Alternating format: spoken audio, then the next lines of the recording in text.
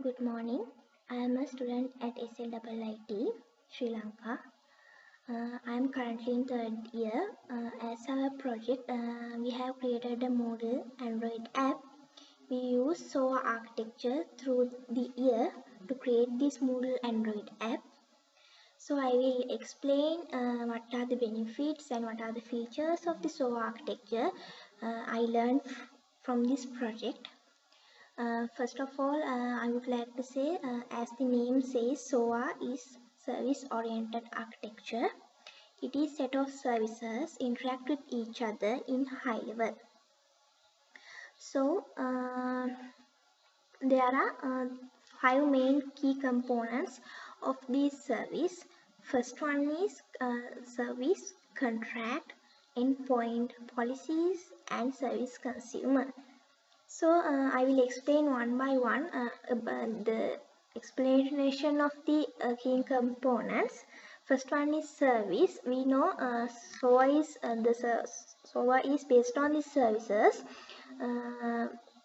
There is a main module which connect all the services to the main module. Main module we also name as orchestrator. So if anyone wants to add a new service to the SOA architecture, he want to add it to the main module, and in client side they access the services through messages. Another component of the SOA is the contract. It is a collection of all the messages supported by the service. This contract can be unilateral or bilateral. The third point is the endpoint. It is another component of the SOA architecture. Endpoint means it is just the address where the service can be found, and the other one is the policy. Policy means it separates the dynamical specification from the static one. The fourth one is the message. As the communication message, we use SOA. There are messages can come in different ways, such as HTTP message, SOAP messages. The differentiate between the message and the other forms of communication, such as RPC, is this message has a header and the body part. The last part is the service consumer.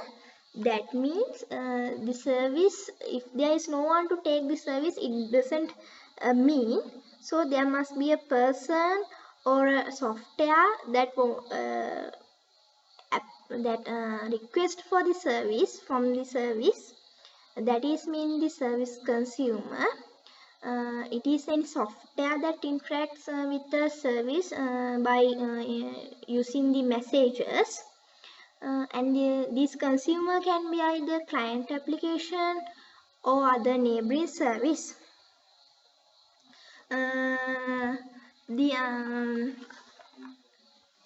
As an example, we can take that online travel service station. That means we can have airline reservation, hotel reservation, vehicle reservation, and many services together. As I mentioned before, services don't communicate with each other. They communicate with the main module. If a client wants to request for a service, he requests it from the main module. Then main module find the relevant service and responds to the client. So between these services, it is loose coupling, and it is we can use high usability because of that.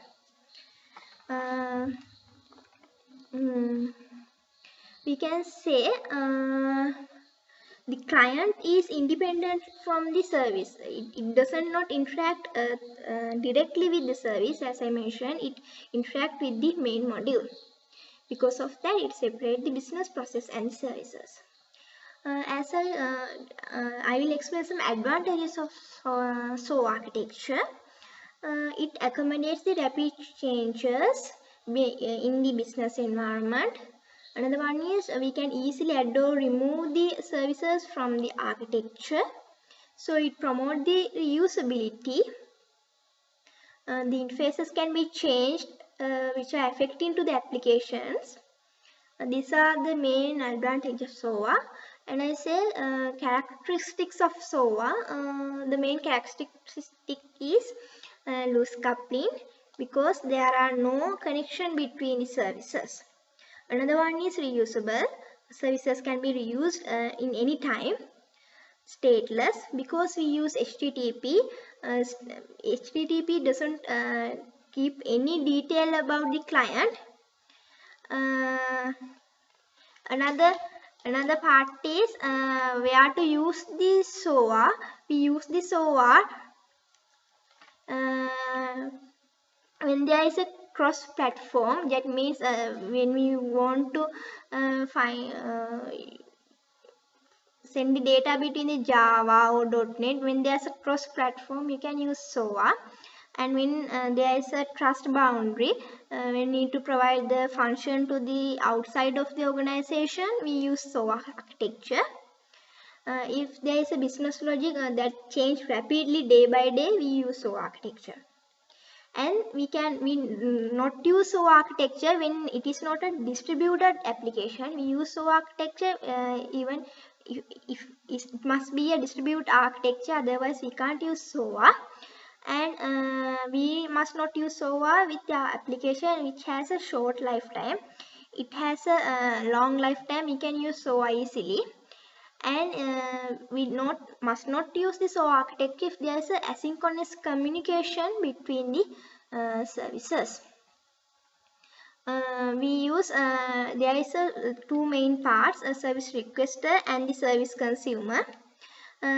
Service consumer is the one who is requesting services, and service provider is the one who provides the services. Service providers store the WSDL files in the service registry. There are three main parts: the service registry, service provider, and the service requester. Service registry contains the WSDL files, and when a client wants to request for a service, he first look at the service registry and find the WSD file and connect with the service provider. That's all about the SOA architecture. Thank you. Have a nice day.